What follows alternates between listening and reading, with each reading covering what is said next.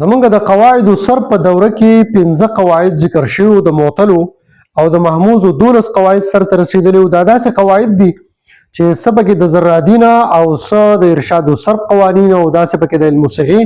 او بعضی اجزا راغونډ شوي دي نو د هغې نه یوه قاعده جوړه شوې ده که نه نو د معطلو دپاره 15 قواعد دي په هغې کې 15 قواعد ویله شوي او د معطلو د قواعدو نه شپږم نمبر قاعده چې ده دا قاعده وجوبي ده او یو جزء دی ښه او قاعده داسې ده چې کله دوه وونه متحرک په اول د کلمه کې رااله د کلمې په اول سر کې دوه وونه راغلي او دواړه متحرک وو اولنې وو به په حمزې سره بدله دا واجب دی ښه وجوبي ده چې اولنې وو به په حمزې سره بدلولی شي مثال لکه اواصلو دا اواصلو په اصل کې څه وواصلو نو قاعده څنګه وچلې ده دا ګورئ دوه حروف متحرک په اول د کلمه کې رااله دا اولنې بدل شو په حمزې سره اواصلو ته جوړ شو قاعده نمبر 7 دا قاعده وجوبي ده او دوه اجزا لري ښه هر یو جز ته وګورئ کله چې اول نمبر جز کله چې وو متحرک پس د فتحې نه راشي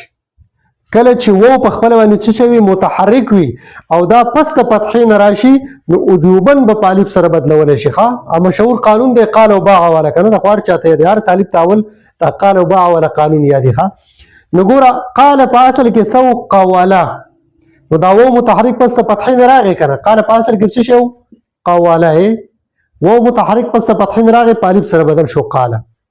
جز نمبر 2 کله چې یا متحرک وي پس فتحین راشي دا هم په الف سره بدلولی شي مثال لکه باع دا پاسه کې سو بیعه دا یا متحرک پس فتحین رااله په الف سره بدل شو باع ته جوړ شو ښه و قاعده شوي قاعده نمبر 8 دا قاعده موجوبي ده او دوه اجزا لري ښه جزء اول لیدا دی چې کله وو په کلمه کې متحرک وي او ما قبل ته ساکن وي چې کله وو په کلمه کې څه شوی متحرک وي او ما قبل ته ساکن وي د دې وو حرکت به ما قبل لور کول شي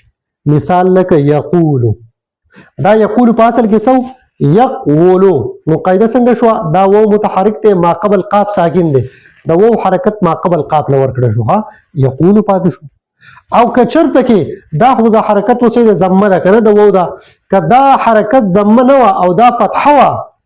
نو بیا به وو ما قبل فتحه راځي کنه بیا په الف سره بدلیږي مثال لکه یقالو دا په اصل کې سو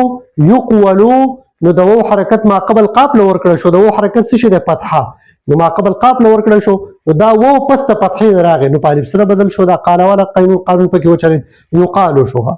دویم نمبر جزء دا دی چې کله یا متحرکه پس د حرف ساکن راشي د یا حرکت به ما قبل لور کول شي مثال لکه یبيع په اصل کې یبيع نو دا یا متحرکه ده نو د دې حرکت ما قبل دا بعد دا ساکن ده نو حرکت ما قبل بال ور کړی شو یبيع ته جوړ شو او کچرته دا حرکت فتحه ولکه دا وګوره نو بیا به چې حرکت ما قبل لور کې نو بیا به یا ما قبل فتحه راشي کنه باع ولا قانون بیا په الف سره بدلول شي لکه یباع په اصل کې یبيع نو یا حرکت ما قبل بال ور کړی شو نو یا ما قبل فتحه رااله نو په الف سره بدل شو یباع ته جوړ شو اته قواعد سره ورسې